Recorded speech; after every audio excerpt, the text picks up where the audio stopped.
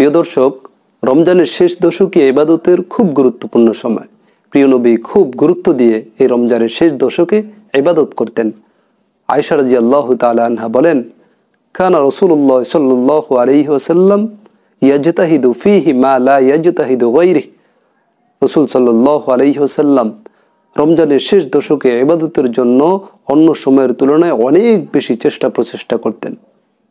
বুখারী শরীফের 2024 নম্বর হাদিস, হযরত আয়েশা রাদিয়াল্লাহু তাআলা আনহা বলেন, কানা রাসূলুল্লাহ সাল্লাল্লাহু আলাইহি ওয়াসাল্লাম ইযা দাখালা আল-আশরু শাদ্দা মিজারাহু ওয়া আহইয়া ওয়া ইকাদা আহলা।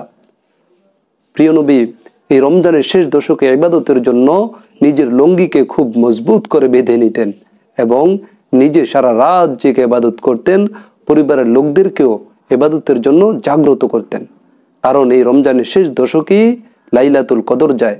বুখারী শরীফের 2017 নম্বর হাদিসের মধ্যে প্রিয় নবী বলেন, তাহাররু লাইলাতুল কদরি ফিল উইত্রিল আশরিল আওয়াখির মিন রমাদান।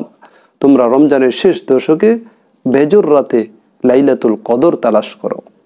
এই জন্যই তো প্রিয় নবী আয়েশা রাদিয়াল্লাহু তাআলা আনহাকে শিক্ষা দিয়েছে, হে আয়েশা, যদি তোমরা লাইলাতুল কদর পাও তাহলে এই দোয়াটা বেশি বেশি পড়বে, আল্লাহুম্মা ইন্নাকা আফুউন তুহিব্বুল আফওয়া ফাআফু আন্নী।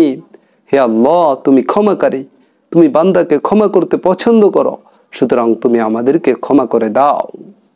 আফসোসের বিষয় হলো আমরা এই সময়টা কেনাকাটার মধ্যে ব্যস্ত থাকি। শহরের লোকেরা গ্রামে যাওয়ার জন্য ব্যস্ত, আর গ্রামের লোকেরা শহরের লোকদেরকে ওয়েলকাম জানানোর জন্য অপেক্ষা করতে থাকে।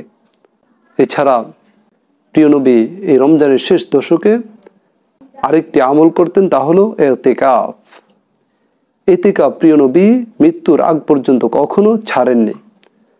তো আল্লাহ তাআলা আমাদেরকে এই রমজানের শেষ দশকের গুরুত্ব বুঝে রাত্রি জাগরণ করে বেশি বেশি নেক আমল করে তৌফিক দান করেন।